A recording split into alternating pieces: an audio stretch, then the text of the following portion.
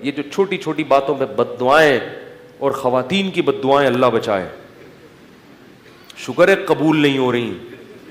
بچوں کو بد دعائیں، تیرا ناس ہو منوس، تیری گردن دبا دوں، مروڑ کے پھینک دوں، دھمکیاں.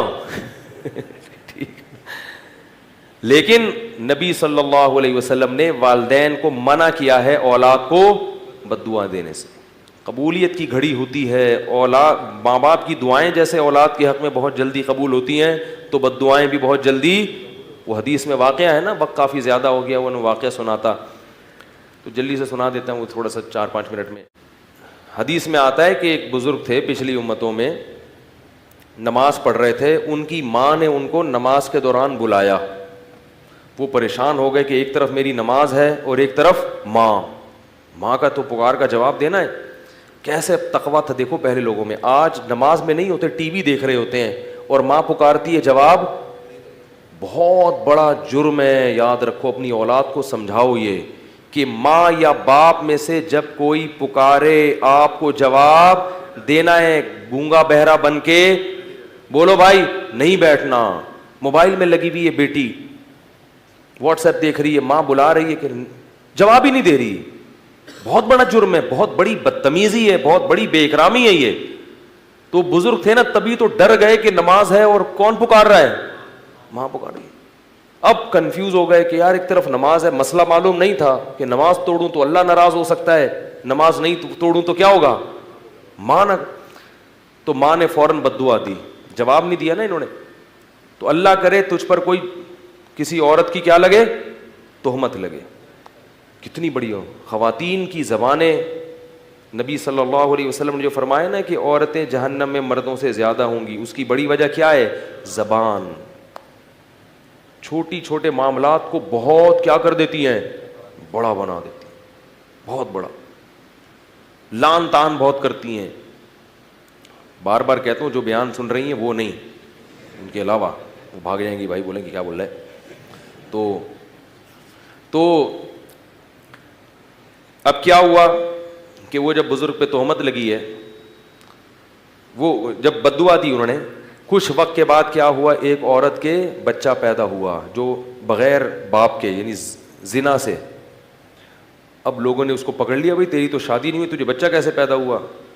تو اس نے فوراً تہمت لگا دی اس بزرگ پہ، جھوٹی تہمت. یہ جو صوفی بنا پھرتا ہے نا، ایسے نماز روزے میں لگا ہے ہر وقت، یہ ہے. لوگ میں سینس تو ہے نہیں کہ بھائی کوئی بھی دشمنی میں لگا سکتا ہے، کوئی بھی اپنے اصل مجرم کو بچانے کے لیے بھی کسی پہ کوئی دشمنی نہیں ہوتی، لیکن اصل جو ہے نا اس سے تو دوستی ہے، وہ بچ جائے. ان کو پکڑ کے ان کی عبادت گاہ کو گرا دیا، اور جو ان کو توہین کر سکتے تھے کرے. وہ بیچارے بڑے، ان کو یاد آیا کہ یہ کیا تھا، میری ماں کی بد دعا. حدیث میں آتا ہے کہ بچپن میں کوئی بھی نہیں بولتا سوائے 3 بچوں کے، ان میں ایک یہ بھی تھے. جب بہت زیادہ ہو گیا تو اللہ کو ان پہ ترس آیا، تو ماں کی گود میں بچے نے گواہی دی کہ میں اس کا بیٹا نہیں ہوں. پھر ایک شخص کا بتایا کہ وہ ہے جس نے زنا کیا ہے میری ماں کے ساتھ. پھر لوگوں نے اور زیادہ عقیدت میں ہاتھ پاؤں چومنا اور کہا کہ ہم سونے کا بنا دیں گے آپ کا محل. انہوں نے کہا نہیں، سونے کا نہیں، مجھے مٹی کا ہی بنا دو. تو اس سے پتہ چلتا ہے کہ ماں کی بد دعا کا اثر، بولو بھائی،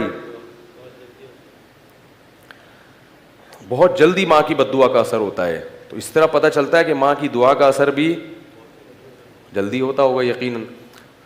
تو اس لیے والدین کو خوش کر کے ان کی دعائیں لینی چاہیے. اور والدین کو چاہیے اگر کبھی اولاد سے کمی کوتاہی ہو گئی ہے تو بد دعا، بہت بڑا جرم ہے یہ. اس سے ماں باپ کو بھی سزا ملے گی کہ اتنی سی بات پہ بد دعا دی کیوں تم نے.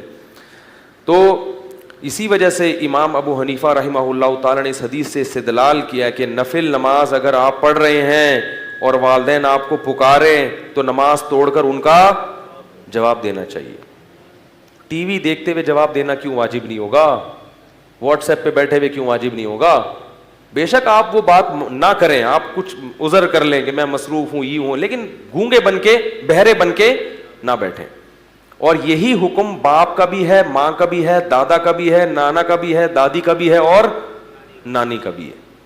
دادا، دادی، نانا، نانی میں سے کوئی آپ کو پکارے تو آپ دیکھو پولیس والا آپ کو بلائے نا, آپ کے لیے جانا واجب نہیں ہے, وہ خود ہی اٹھا کے لے جائے گا آپ کو.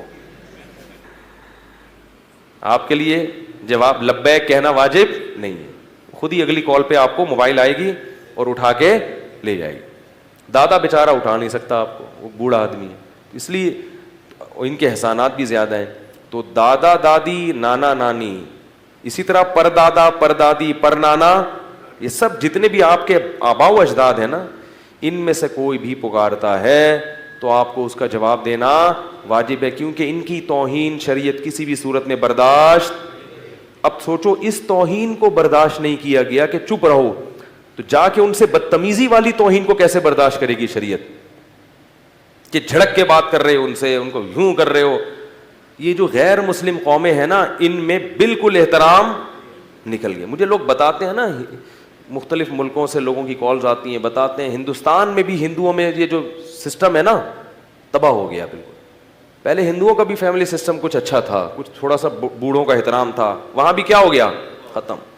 تو اللہ کے بندو, ہم مسلمان ہیں, ہمارے پاس تو اللہ کی کتاب ہے, ہمیں اس کتاب کو فالو کرنا ہے. گھر میں کوئی بوڑھا ہے, دادا دادی, تو صرف اس کی کیئر نہیں کرنی ہے. لوگ سمجھتے ہیں صرف اس کا علاج معالجہ کرنا ہے, اس کو عزت دینی ہے. کیسے سمجھائیں یار, اس کو کیا کرنا ہے, عزت دینی ہے, عزت. لوگ کرتے ہیں کہ بھائی دادا بیمار ہیں تو چلو ٹھیک ہے, ایک لگا دیا ایک نوکر کے, یار دیکھو ان کا ذرا پیمپر ویمپر چینج کر دیا کرو. اتنا کافی نہیں ہے, اس کو کیا کرنی ہے, عزت دینی ہے. وہ بات کر رہا ہو تو بیٹھ کے آرام سے سننی ہے, چاہے سمجھ میں آئے نہ آئے. تو یہ بڑا مسئلہ ہے کہ آج گھر میں بوڑھوں کی عزت ختم ہو گئی ہے. یہ بہت خطرناک بات ہے, اس پر اللہ کی طرف سے عذاب آئے گا, دنیا میں بھی اور آخرت میں بھی. اور یہ عذاب کم ہے کہ پھر اپنے بچے نہیں پوچھتے, پھر ایسے پڑے ہوئے ہوتے ہیں بوڑھے. اولڈ ہاؤس ہمارے ملک میں بھی کھلنا شروع ہو گئے, جہاں اولاد نے اپنے بوڑھے والدین کو چھوڑ دیا, اور دادا دادی تک تو نوبت ہی نہیں آ رہی. شادیاں اتنی دیر سے ہوتی ہیں, دادا بننے سے پہلے فوت ہو جاتے ہیں. یہ بھی ایک بڑا عذاب ہے ہمارے ملک میں. خاندان پورا مکمل ہی نہیں ہوتا کہ پہلے ہی دنیا سے, جو ابا ہے وہ دادا لگ رہا ہوتا ہے, ابا تو جوان ہوتا ہے. کچھ دن پہلے ایک صاحب آئے, میں نے کہا یہ آپ کے چھوٹے بھائی کی عمر کتنی ہے؟ انہوں نے کہا بھائی نہیں بیٹا ہے میرا. میں نے کہا جی السلام علیکم. یار یہ فائدہ ہوتا ہے کس کا, جلدی شادی کا. بیٹے جوان ہو, جوانی میں تو بچے پالے جاتے ہیں, بڑھاپے میں تو آپ اس قابل ہوتے ہو کہ بچے آپ کو پالیں, اس وقت آپ چھوٹے چھوٹے بچوں کو پال رہے ہوتے ہو. تو یہ سارا فیملی پلاننگ نے کیا کر دیا ہے, تباہ کر دیا معاشرے کو.